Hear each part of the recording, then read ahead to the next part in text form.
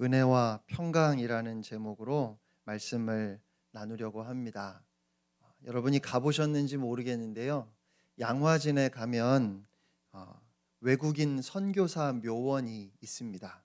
그곳에는 복음을 모르던 우리 대한민국 국민들에게 이역 만리에서 복음을 전하기 위해 목숨도 아끼지 아니하고 찾아왔던 수많은 선교사님들이 묻혀 있습니다.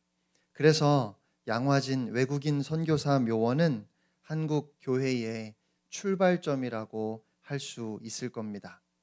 그런가 하면 경기도에 가면 용인에 한국 기독교 순교자 기념관이 있습니다. 그곳에는 일제강점기나 6.25 한국 전쟁 당시에 끝까지 그 신앙의 절개를 지키다가 죽임을 당한 믿음의 선배들이 헌정되어 있습니다. 그래서 그곳은 우리 신앙의 종착점이라고 그렇게 말할 수 있을 것 같습니다. 사도 바울은 여러 교회에 편지를 쓸 때마다 이렇게 인사했습니다. 하나님 우리 아버지와 주 예수 그리스도로부터 은혜와 평강이 여러분에게 있기를 바랍니다.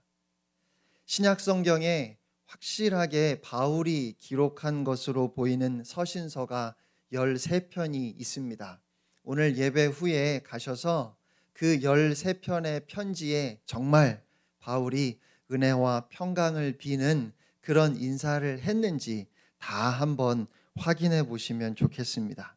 그런데 이 은혜와 평강은 단순히 인사말이 아니라 기독교 신앙의 핵심이라고 할 수 있습니다. 은혜가 신앙의 출발점이라고 한다면 평강은 신앙의 종착점과 같습니다. 하나님의 은혜와 주님의 평강이 아니었다면 빌립보서는 기록되지 않았을 것이고, 아니 바울이라고 하는 존재 자체가 없었을 것이고, 그 이전에 예수 그리스도께서 이 땅에 오심도 없었을 것이고, 하나님께서 이스라엘 백성을 하나님의 백성으로 택하시는 일도 없었을 것입니다. 그래서 은혜와 평강이라고 하는 이 말씀은 단순한 인사말이 아니라 빌립보서의 시작과 끝이며 빌립보서 전체의 핵심이라고 할 수 있습니다. 바울은 그가 가장 소중하게 생각하는 이 은혜, 이 평강으로, 다시 말하면 복음으로 지금 빌립보 성도들에게 인사를 전하고 있습니다. 그러면 먼저 은혜란 과연 무엇일까요?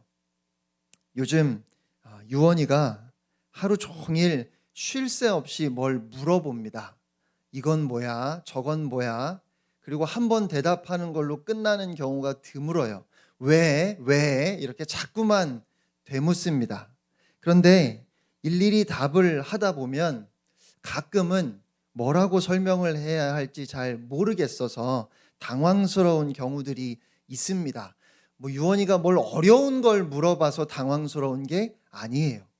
다 알지요. 그런데 너무 일상적이고 지극히 당연하게 생각했던 일들이어서 막상 물어보면 설명하기가 참 어렵습니다. 은혜도 그렇지 않나 싶어요. 우리가 은혜라는 말을 참 많이 쓰지요. 여러분, 은혜 아십니까? 다 알지요. 은혜를 모르는 사람이 누가 있겠습니까?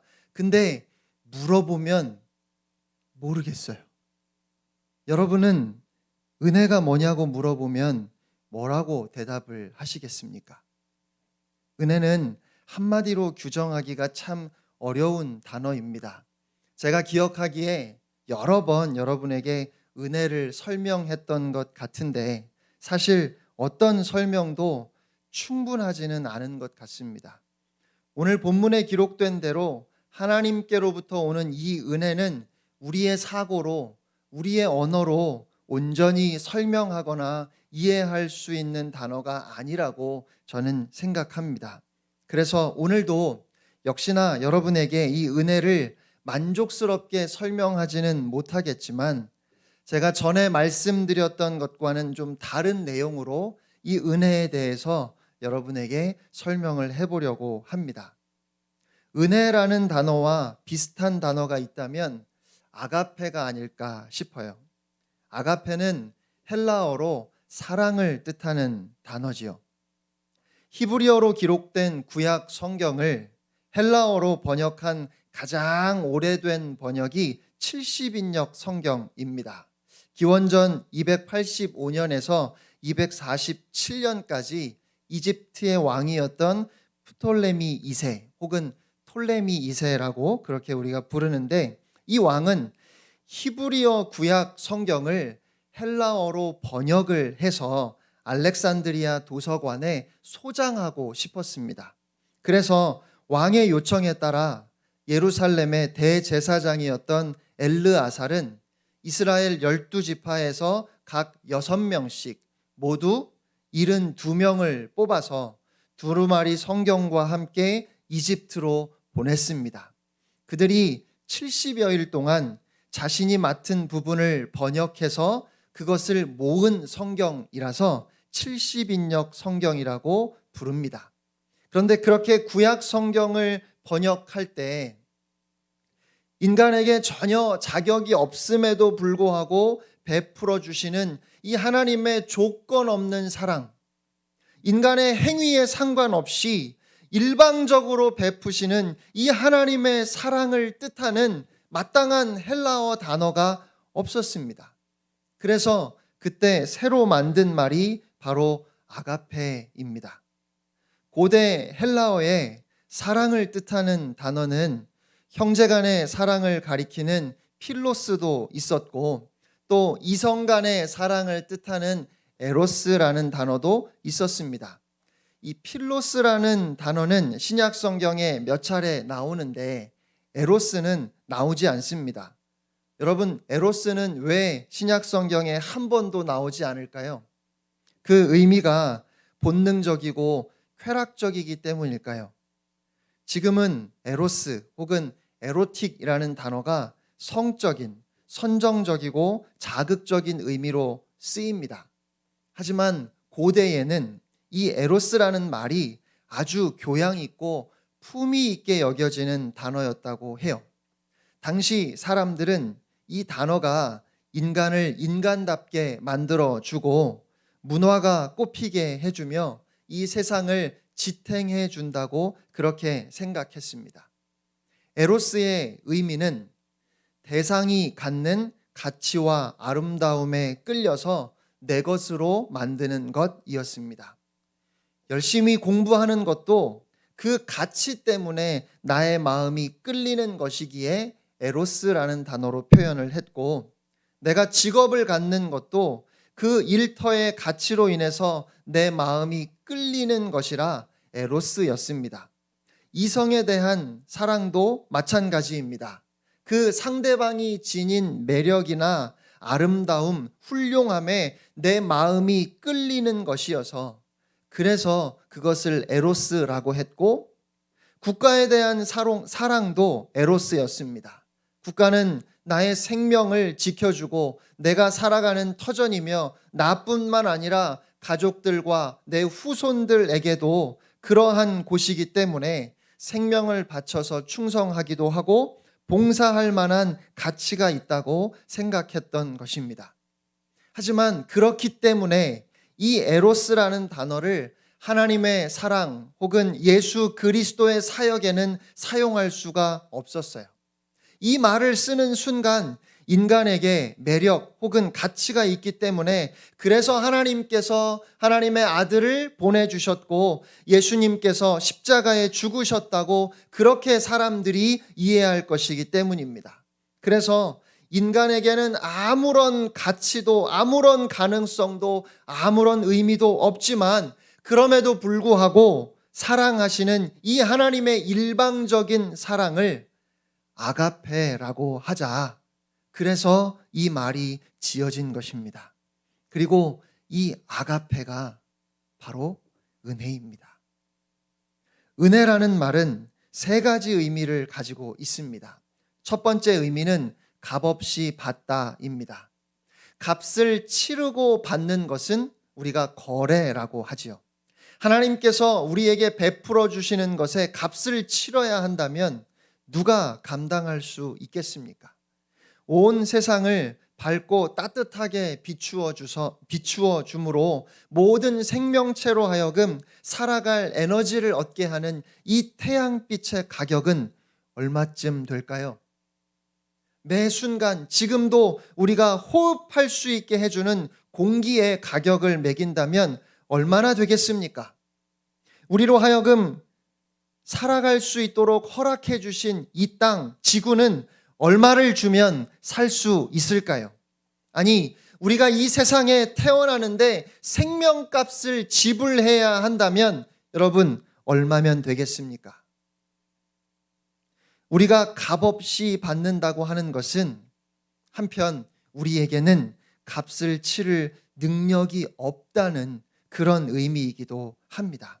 그래서 하나님께서 전부 값없이 그냥 주셨습니다. 이것이 바로 하나님 우리 아버지의 은혜입니다. 은혜의 두 번째 의미는 좋은 것을 받다입니다. 아무리 값없이 거저 주셔서 우리가 받는다 할지라도 그것이 가치가 없다거나 오히려 해로운 것이라면 받지 아니함만 못하겠지요. 그런데 하나님 우리 아버지는 우리에게 좋은 것을 주십니다. 하나님께서 우리에게 좋은 것을 주신다는 것은 우리가 무엇이 좋은지 분별할 능력이 없음을 또한 의미합니다. 하나님께서 우리에게 주시는 가장 좋은 것은 하나님 자신이고 영원한 생명입니다. 우리는 하나님을 떠나서는 살 수 없음을 알지 못했습니다. 그래서 이스라엘 백성이 적나라하게 보여주는 것처럼 우리 모두는 너나 할 것 없이 그렇게도 끊임없이 하나님께 등을 돌립니다. 또한 우리는 우리에게 영생이 필요하다는 것도 알지 못했습니다. 그래서 하나님께서 하나님 앞에 그것을 구할 생각조차 하지 못했지요. 그런데 우리가 하나님을 구하고 이 시간 하나님을 찾는다는 것은 우리가 영생의 소중함을 알고 그것을 구하는 존재가 되었다는 것은 하나님께서 이미 우리에게 그 모든 것을 다 내어주셨음을 의미합니다. 그리고 마지막으로 은혜의 세 번째 의미는 호의로 받다입니다. 우리에게는 아무런 자격이 없음에도 우리를 특별히 사랑하셔서 하나님께서 우리에게 이 모든 것을 다 주셨다는 의미입니다. 아모스 3장 2절 상반절에 이런 말씀이 있습니다. 내가 땅의 모든 족속 가운데 너희만을 알았나니. 땅의 모든 족속 가운데 이스라엘 백성들만 알았다고 하나님께서 말씀하시는 거예요. 그만큼 특별한 관계, 그만큼 하나님께서 그들을 사랑하신다는 의미겠지요. 남자가 여자에게 사랑을 고백할 때 나에게 여자는 당신밖에 없어요. 내가 아는 여자는 당신이 전부예요. 라고 그렇게 말하는 것은 그 말 그대로 그 사람 집에는 뭐 어머니도 안 계시고 여동생이나 누나도 없고 학교도 중학교, 고등학교는 물론이고 초등학교 때도 남학생밖에 없었다는 뭐 지금 다니는 직장에도 남자 직원밖에 없다는 그런 의미는 아니겠지요. 그 말은 당신이 나에게 그만큼 특별하고 그만큼 소중하다는 뜻입니다. 그렇다고 해서 그 여자가 정말 예쁘고 정말 똑똑하고 성격도 좋고 재능까지 겸비했다는 그런 의미도 아닙니다. 오히려 다른 사람들은 고개를 갸우뚱할 수도 있습니다. 그러나 다른 사람들이 뭐라고 하든지 그 사람에게는 이 세상의 여자는 이 한 사람밖에 없는 것처럼 그렇게 상대방이 특별하고 소중하다는 그런 의미겠지요. 하나님께서 이스라엘 자손들을 택하신 것은 그들에게 그럴 만한 매력이 있기 때문이 아니었습니다. 그들은 수도 적었고 목이 곧은 백성이었고 패역한 무리였습니다. 그러나 하나님께서는 그들에게 호의를 베풀어 주셨습니다. 여러분, 우리도 마찬가지입니다. 다른 사람들과 비교해서 더 나을 것이 아무것도 없음에도 우리는 하나님의 특별한 사랑을 받았습니다. 그래서 우리보다 더 착해 보이고 우리보다 더 능력이 있어 보이는 많은 사람들이 여전히 그리스도 밖에서 영원한 생명, 영원한 소망을 누리지 못하고 살아감에도 우리는, 저와 여러분은 하나님 안에 거하는 하나님의 자녀들이 되었습니다. 오늘 우리가 이렇게 구원받은 하나님의 백성으로서 하나님 앞에 예배하는 것, 이것이 바로 은혜입니다. 그런데 중요한 것은 엄밀히 말해서 지금 사도 바울이 빌립보 교회 성도들에게 편지를 쓰면서 빌립보 교회 성도들이 이 하나님의 무조건적인 사랑을 좀 알았으면 좋겠다고 그렇게 말하는 것은 아닐 겁니다. 왜냐하면 그들은 이미 하나님의 은혜를 아는 사람들이니까요. 예수 그리스도의 구원의 은혜를 이미 경험하고 있는, 말 그대로 구원받은 하나님의 백성들, 성도들이니까요. 그러니까 지금 빌립보의 성도들에게 편지를 쓰면서 바울이 바라는 것은 그들이 그들을 택하시고 구원하셔서 영생을 주시는 그 하나님의 은혜를 좀 알았으면 좋겠다는 말이 아니라, 오히려 하나님 아버지의 그 사랑 때문에 고난도 이길 수 있고 환난 중에 감사하며 성도의 삶을 살아가게 하는 그 은혜의 능력을 말하고 있는 것입니다. 하나님께서 우리를 용서하시고 구원해 주시는 그 구원의 은혜가 있다면 구원받은 하나님의 백성들이, 성도들이 그 은혜 때문에 고난도 이길 수 있고 환난 중에도 오히려 감사할 수 있는, 그렇게 이 세상을 살아내도록 하는 은혜의 능력이 또한 있다는 것입니다. 은혜의 능력이란 아가페 사랑으로 하나님의 자녀가 될 뿐만 아니라 그 구원의 감격 때문에 지금 우리의 삶 속에서 상황이 어떠하든지 형편이 어떠하든지 하나님 앞에서 기뻐할 수 있고 감사할 수 있는 삶의 능력입니다. 여러분, 그것이 바로 은혜입니다. 어떤 분들은 이렇게 말씀하실지도 모르겠어요. 지금 먹을 것이 없어서 힘들고 생명의 위협을 느끼고 있는 사람들에게 한 조각의 떡, 한 알의 약이 더 중요하지, 언제 있을지도 모르는 그 미래에 있을 구원이나 하나님의 무조건적인 사랑이 뭐 얼마나 큰 의미가 있겠느냐고 그렇게 말할 수도 있을 겁니다. 그렇지요. 당장 하루하루가 말할 수 없이 불안하고 쌀이 떨어져서 그 바닥이 보이는데 구원으로 인해 기뻐할 수 있을 만큼 믿음이 있는 사람 그리 많지 않을 겁니다. 그런데 사랑하는 성도 여러분, 저는 아니라고 생각합니다. 몸에 병이 들고 사업이 어려우면 그래서 아무것도 못할 것 같은데 이 은혜의 능력이 우리 안에서 역사하기 시작하면, 그러면 견딜 수 있고, 그러면 인내할 수 있고, 그러면 이겨낼 수 있습니다. 정말로 마음속에 불만과 원망이 가득하고 너무 불안해서 한잠도 이루지 못하는데 하나님의 은혜에 대한 감동이 있으면, 그러면 하나님의 사람들에게는 그것이, 아니 그것만이 위로가 된다는 말입니다.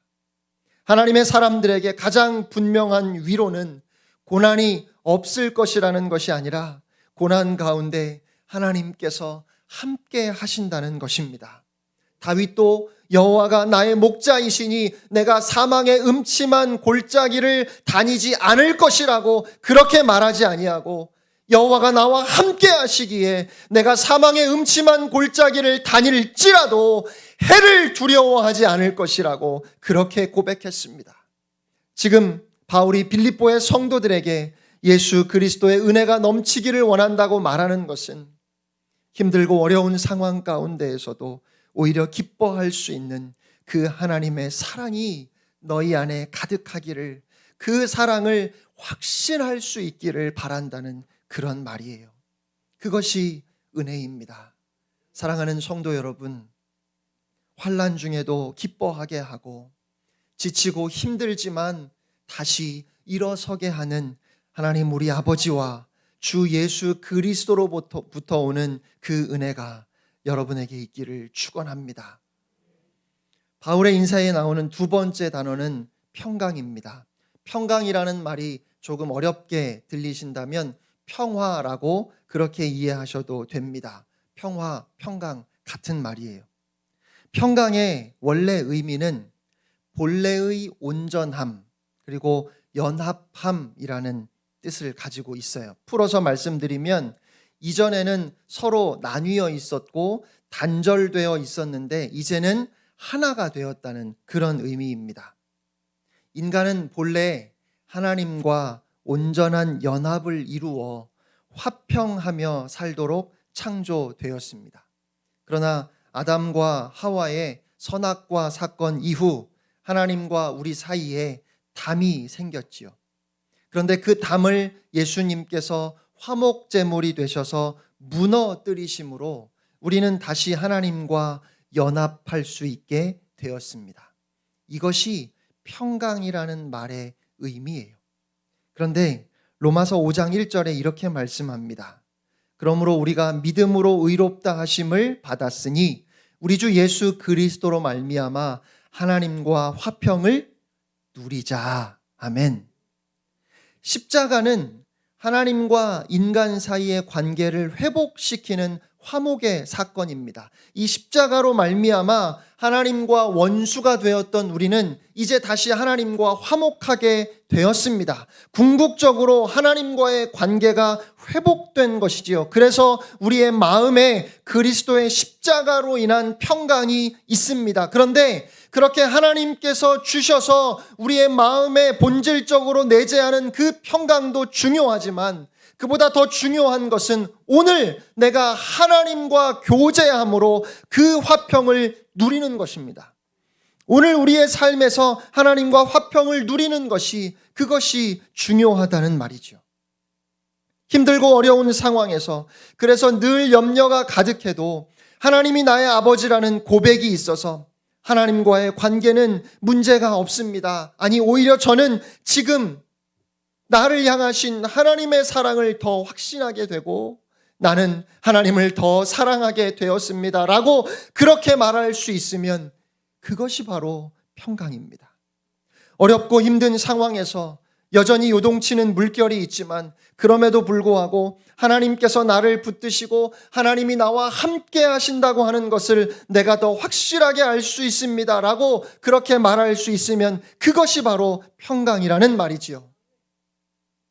아무리 사업이 잘 되고 잔잔한 바다 위에 순풍에 돛단 듯 인생이 잘 풀려나가도 하나님과의 관계가 소원해지고 모든 죄를 용서받은 그 구원의 확신이 내 안에서 희미해져 간다면 그건 평강이 아닌 겁니다. 그냥 모든 것이 잘 되고 있다고 괜찮다고 말하고 있지만 사실은 내 안에 은혜가 메말라가고 하나님의 사랑에 대한 자신이 없어지고 오히려 죄가 더 가까워졌는데 그것을 그냥 잊어버리기 위해서 사치하고 즐기고 쾌락을 쫓는 그 삶이 굉장히 평화로운 것처럼 보일 수 있지만 사실 그것은 평강이 깨어진 것입니다. 하나님과 화평한 관계에 있는 사람이 사람들과도 화평을 이루며 살 수 있습니다. 바꾸어 말하면 하나님과 화평한 관계가 깨어지면 사람과의 화평한 관계도 깨어지고 말아요. 그래서 우리가 이 땅에서 누리는 최고의 선물은 하나님 아버지로부터 우리에게 부어주시는 그 평강을 이어가며 누리는 것입니다. 결국 사도 바울이 빌립보의 성도들에게 편지를 쓰면서 평강을 기원하는 것은 고난과 환난 가운데 있을지라도 하나님과의 관계는 문제가 없기를 바란다는 것입니다. 하나님과의 관계는 흔들리지 않기를 바란다고 말하고 있는 것이지요. 사람들은 누구나 다 고난을 당하면 두려워지는 법이고 어려움을 당하면 못 견디게 불안해지는 법입니다. 사람들은 늘 마음이 차분하고 안정되었으면 좋겠다 생각하지만 막상 병원에서 뜻하지 않게 좋지 않은 결과를 받고 나면 아무리 진정하려고 해도 괜히 눈물이 나오고 갑자기 모든 것이 다 허망해지기도 해요. 문제가 있으면 자꾸만 그 문제가 생각이 나서 도무지 잠을 이루지 못하고 뒤척이게 되는 것, 그것이 우리의 연약함입니다. 그럴 때 우리는 종종 진정하라고 하지요. 어느 때는 너무 화가 나고 또 어느 때는 너무 낙심하고 너무 상심한 사람들을 보면서 좀 진정하라고, 숨 한 번 크게 깊이 쉬고 그 마음을 좀 가라앉히라고 그렇게 말하기도 합니다.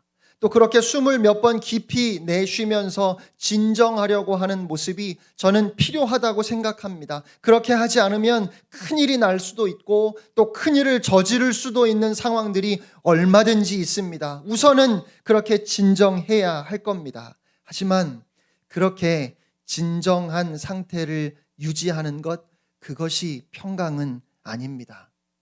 고난 중에 힘들 때 하나님 앞에 기도하면 그 기도는 우리의 마음을 차분하게 하고 평안하게 하기보다는 오히려 그렇게 기도하면서 우리 안에서 치열한 내적 갈등이 일어나고 그러한 일들을 가지고 더 간절하게 하나님 앞에 부르짖으며 말할 수 없이 괴로운 순간들이 많다고 저는 생각합니다. 기도를 통해서 하나님을 붙들고 하나님을 찾으려고 노력하는 것이 아니라 기도를 통해서 마음을 진정시키려고 하는 것이라면 그것은 평강이 아니에요. 목이 터져라 찬송을 부르고 부르짖어 기도한 다음에 이제 좀 마음이 시원해지는 것 같아요. 이제 좀 편안해집니다 라고 말한다면 글쎄요, 그건 유행가를 불렀어도 아마 그럴 겁니다. 그렇게 마음의 평안함을 유지하는 것이 우리의 신앙은 아닙니다. 바울은 지금 그런 마음의 상태를 유지하라고 평강을 말하고 있는 것이 아니라는 말이지요. 마음은 참 복잡하더라도 그러나 그 마음 깊은 곳에 여전히 흔들리지 않고 남아있는 하나님과의 그 관계적인 확신, 지금도 하나님께서 나와 함께 하심을 믿기에 그 믿음을 붙들기 위해서 몸부림치는 상태, 그것이 바로 평강입니다.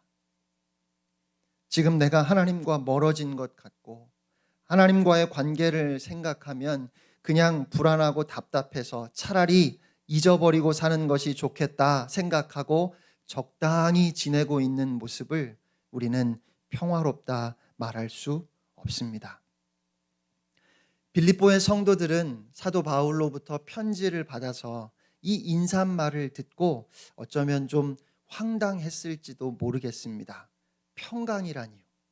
앞으로 살펴보겠지만 빌립보 교회 안에 여러 어려움들이 있었습니다. 교회 안에 분열과 다툼이 있었습니다. 뿐만 아니라 외부로부터 오는 극심한 핍박도 있었을 것입니다. 그러니까 지금 바울이 그런 빌립보의 상황을 몰라서 이런 말을 하고 있을까요? 얼마나 어려운지, 얼마나 아픈지, 얼마나 힘들고 고통스러운지 그걸 몰라서 지금 그들에게 평강이 있기를 원한다니 어떻게 그 상황이 평화로울 수 있겠습니까? 오늘 함께 예배하며 이 설교를 듣는 여러분 중에도 은혜와 평강이라는 말씀이 전혀 마음에 와닿지 않는 분들도 계실지 모르겠습니다. 이 답답한 상황 속에서 도대체 언제까지 참고 버텨야 하는 건지, 실패하고 낙심되는 가운데 무엇을 어떻게 해야 할지 모르겠고 갑자기 찾아온 질병으로 인해서 말할 수 없이 불안한데, 목사님, 은혜와 평강이라니요. 그것도 상황을 좀 봐가면서 말씀하셔야지요.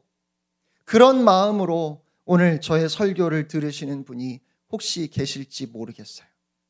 하지만 오늘 사도 바울을 통해서 주님이 주시는 말씀은 아무런 문제가 없는, 그래서 삶이 참 은혜롭다, 평안하다 말할 수 있는 그런 상태를 말하는 것이 아니라 여전히 그리스도 십자가의 복음이 우리 안에 살아있는지, 우리는 여전히 흔들림 없이 오직 예수 그리스도를 바라보며 하나님 아버지와의 관계에 문제가 없기를 원한다는, 그 하나님과의 화목이 깨어지지 않기를 바란다고 하는, 더욱더 주님께 가까이 갈 수 있기를 원한다는 그러한 말씀이라면, 저는 빌립보 성도들이 그 환난과 어려움 중에도, 그리고 오늘 우리가 너무 어렵고 너무 아프고 너무 힘들고 고통스럽지만 답답하게 그저 기다려야 하는 상황 속에서도 우리는 고백할 수 있습니다. 하나님이 나의 아버지이십니다. 예수 그리스도가 나의 주님이십니다. 주님이 나와 함께 하시며 하나님께서 나를 지키십니다. 그래서 저는 괜찮습니다. 저는 여전히 주님을 바라보고 있고 오직 주님만 의뢰합니다. 가만히 감은 제 눈에 오직 예수만, 오직 예수만 보입니다.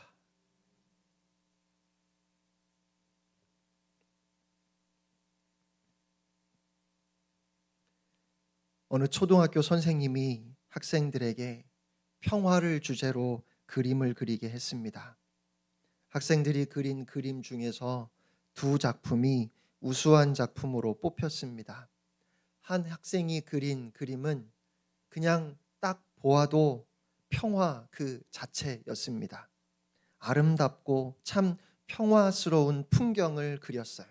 마을 앞에 잔잔한 시내가 흐르고 넓고 푸른 초원이 펼쳐져 있는데 그곳에 작고 아담한 집이 있고 그 마당에 따스한 햇살을 받으며 삽살개 한 마리가 한가로이 졸고 있는 광경이었습니다. 그런데 반면에 또 하나의 그림은 아주 다른 평화를 보여주었습니다. 폭풍우가 무섭게 몰아치는 높은 벼랑이 그 그림의 배경이었습니다. 그런데 그렇게 깎아지는 벼랑 한쪽에 깊이 패어진 부분이 있었고 그 안에는 어미 새의 품 안에서 새록새록 잠들어 있는 아기 새의 모습이 그려져 있었습니다. 허쉘 포드 목사님의 물새와 참새의 대화라는 아주 짧은 동화가 있습니다. 어느 날 물새가 참새에게 말했습니다. 참새야, 저기 저 아래에 허둥대는 사람들을 좀 봐봐. 돈 때문에 아우성치고 정신없이 이리저리 뛰어다니는 모습이 참 불쌍해 보이지 않니? 그러자 참새가 대답했습니다. 그러게 물새야, 쟤네들은 우리를 돌보시는 하나님 아버지가 없는 모양이지? 사랑하는 성도 여러분, 하나님 우리 아버지와 주 예수 그리스도로부터 은혜와 평강이 여러분에게 있기를 축원합니다. 사실 오늘 설교는 3절부터 8절을 가지고 다 준비를 했었어요.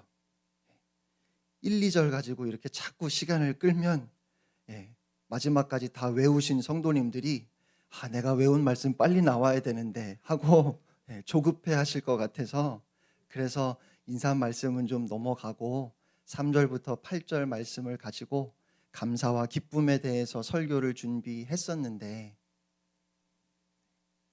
지금 우리의 상황이 그 어느 때보다 이 은혜와 평강이라고 하는 본질적인 복음의 메시지가 필요한 상황이 아닐까, 그런 생각이 들었습니다. 그래서 여러분에게 은혜를 말하고 평강을 말하는 것이 한편으로 참 괴로우면서도 또 한편으론 이 말씀밖에는 없겠구나 생각할수록 은혜와 평강 이것밖에는 없겠구나 하는 생각이 들었습니다. 사나운 풍랑이 불고 있음에도 하나님 아버지의 품 안에서 하늘로부터 오는 평화를 경험하는 그 은혜와 평강이 오늘 함께 예배하는 여러분 모두에게 함께 하시기를 주님의 이름으로 간절히 축원합니다.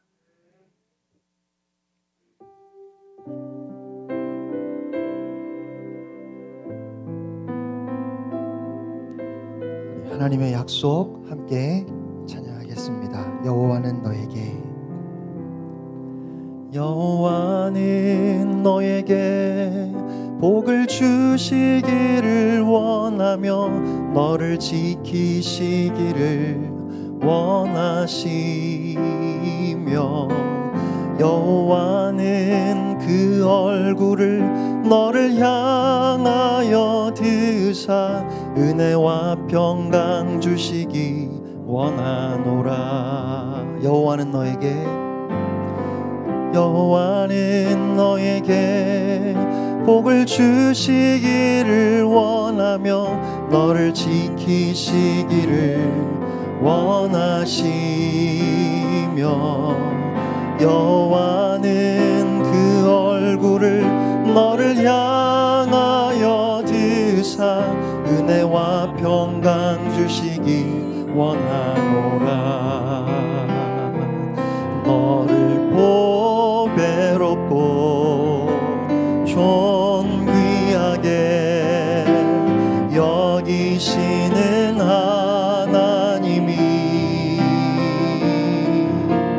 내 삶 속에서 이 약속을 신실하게 이루시리.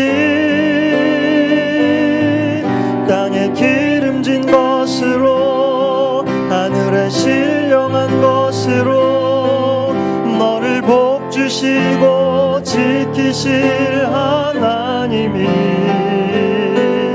너의 영혼 잘 되도록 은혜 베푸시며 평강으로 인도하시리. 너를 보배롭고 존귀하게 여기시는 하나님이 내 삶 속에서 이 약속을 신실하게 이루시리. 땅에 기름진 것으로 하늘에 신령한 것으로 너를 복주시고 지키실 하나님이 너의 영혼 잘 되도록 은혜 베푸시며 평강으로 인도하시리. 땅에 기름진 것으로 하늘에 신령한 것으로 너를 복주시고 지키실